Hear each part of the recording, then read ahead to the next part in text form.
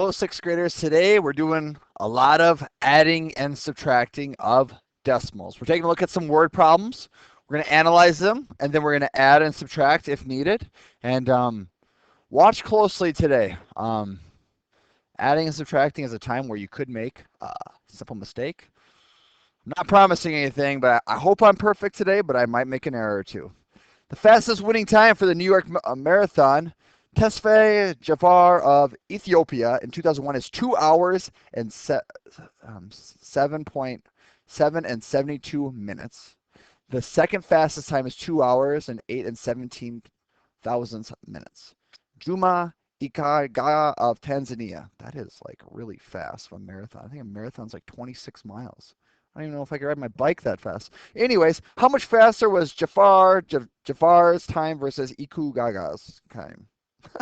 I butchered those names. Anyways, let's take a look at these times. So we want to put the bigger number on top, right? So we have 8 and 17 thousandths minus 7 and 72 hundredths.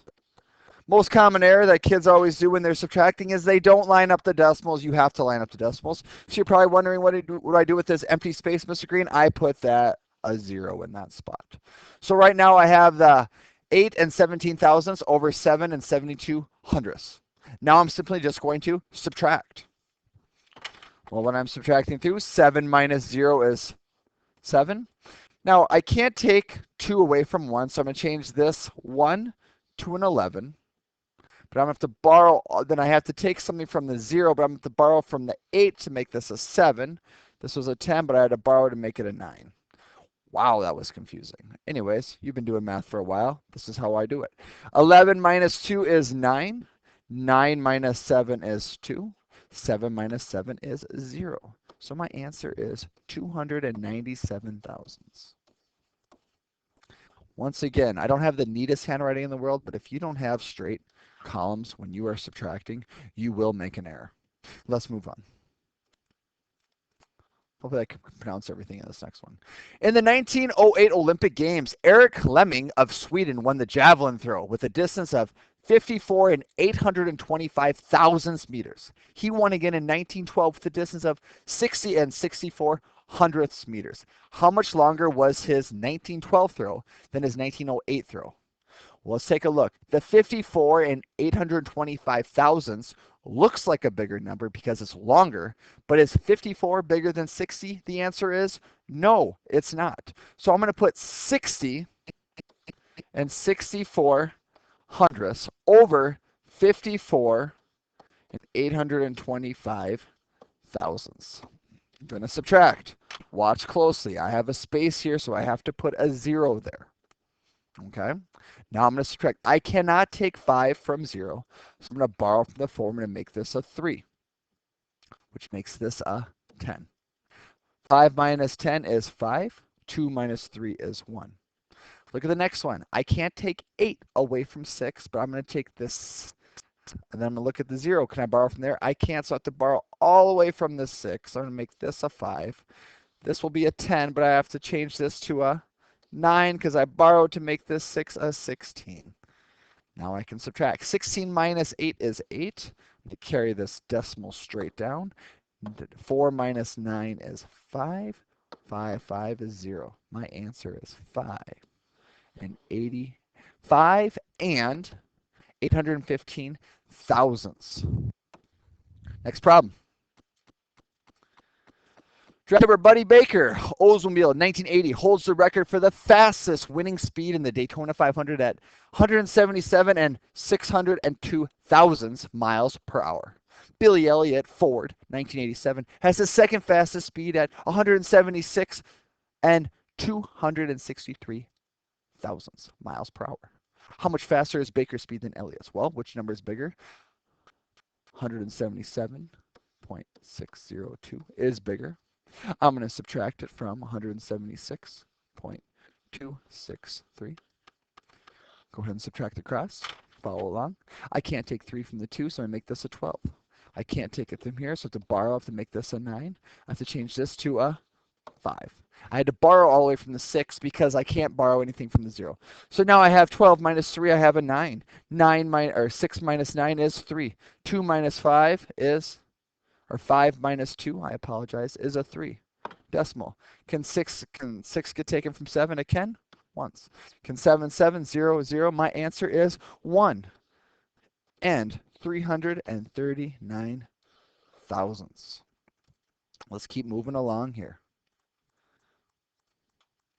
The highest scoring World Cup soccer final was in 1954. Teams played 26 games and scored 140 goals for an average of 5 and 38 hundredths goals per game. In 1950, teams played 22 games and scored 88 goals for an average of 4 goals per game. What is the difference?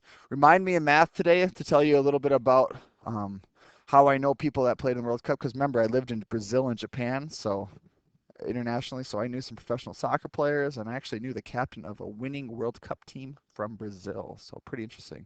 My mom actually taught his kids in school. Really cool, huh? Anyways, I'm subtracting. I have 5 and 38 minus 4. Does that make sense? It sure doesn't make sense because that would be random. So let's watch here. I have 5 and 38 hundredths minus 4.00. Do you see why I did this as a 4? They didn't give you the decimals. They're trying to trick you. Do not get tricked today. You can do this. 8 minus 0 is 8. 3 minus 0 is 3. 5 minus 4 is 1. Your answer is 1 and 38 hundredths. Perfect. Easy. Cruising along here. We're doing some estimating, and then we're going to add. Watch close. I'm going to estimate this to a 50 because that makes life easy. I'm going to estimate this to 120 because that makes life easy. 50 plus 120 is 170. Now you're probably asking, Mr. Green, why do we estimate in math? Because when I am adding these numbers, I want to get as close to 170 as possible. So let's take a close look. I've got 46 and 9 hundredths plus 123 and 47 thousandths. I always put the longer number on top, especially when I am adding or subtracting. Actually, you always want to do that. When you're subtracting, put the bigger number on top. So I'm going to put 123.047 plus, remember I'm lining up the decimals, 0.09. I'm going to change the color here so you kind of can see that I'm putting zeros in these empty spots. 7 plus 0 is 0. 4 plus 9 is 13. Put a 3, carry the 1. 1 plus 0 is 1. Decimal right here. 3 plus 6 is 9. 2 plus 4 is 6. 1 plus 0 is 1. My answer is 169 and 137 thousandths. Next problem. I have 0.172 plus 4.5. Probably wondering, what do I do? How do I do this? Well, let's round it. Let's keep it easy. Let's round this to 0.2. Let's round this to 5. Can you add 0.2 plus 5? I sure can. The answer is 5.2. By the way, I didn't check my work back there. Let's look at that last problem. Is this number close to 170? 169 is really close to 170. Moving back to this other problem. I apologize. Let's take a look here. So I'm adding these numbers up. Let's do 4.5 plus 0.172. Wow, that looks a little goofy, doesn't it? So let's take a look. I have to add some zeros in there so I don't get mixed up. 0 plus 2 is 2. 0 plus 7 is 7. 5 plus 1 is 6. Put the decimal down. 4 plus 0 is 4. Is this number pretty close to this number? It sure is pretty close, right? You have to keep in mind, how come this 4.6 is so far away from 5.2? Well, we rounded this number up to 5. We made it bigger. We rounded this number up to 2, which made it bigger. No problem. Let's keep moving on. Whoa, we have to add these numbers up, and we have to find out what number this equals to get to 2. This is a multiple step problem. So watch close. We have to add up some numbers right away, don't we, kids? Okay. So let's look here. I'm going to add these two numbers up right away because as soon as I start putting 3 numbers on top of each other, it gets kind of confusing. So I have 0.36 plus 0.29. I'm going to add these up. 6 plus 9 is 15. 2 plus 3 is 5 plus 1 is 6. That's a 0. I'm going to go ahead and add the 64 to it now. So I have 0.65 plus 0.64. Add these up. 5 plus 4 is 9. 6 plus 6 is 12. Bring the 0, 1. So I have $1.29 equals these three numbers. So I'm going to take this $2 minus $1.29. Lucky me, I get to borrow. I cannot take this. I can't take 9 away from 0. It's not possible to cross out the 0, make it a 10. I have to take something from this 0, but I have to make this a 10, make this a 9 because I borrowed all the way over from its friend. So now I can subtract. 10 minus 9 is 1. 9 minus 2 is 7. 1 minus 1 is 0. Your answer is 0.71. Which makes sense because if you look down at this number right here, this number is pretty close to 130. 70 plus 30 equals 2. So that's pretty close to or 70 plus 30 equals 1. 1 plus 1 equals 2. Let's move on to another one. Ooh, another one of these fun ones. We have 7.03 plus 14.05 plus 13.07 plus a blank equals 35. So once again, I'm going to add a couple numbers together. I'm not going to add all three up right away because that is how you make an error. Let's add this number and this number right away. So the numbers we're adding is 7.03 plus 14.05. I'm going to put a 0 up here for a place value. Adding it. 3 plus 5 is 8. 0 plus 0 is 0. 4 plus 7 is 11. 1 plus 1 is 2. So I'm at 21.08 plus the last number is a 13.07. 8 plus 5 is 15. 0 plus 0 plus 1 is 1. 1 plus 3 is 4. 2 plus 1 is 3. So now I'm at 34.15. I'm going to subtract that from 35.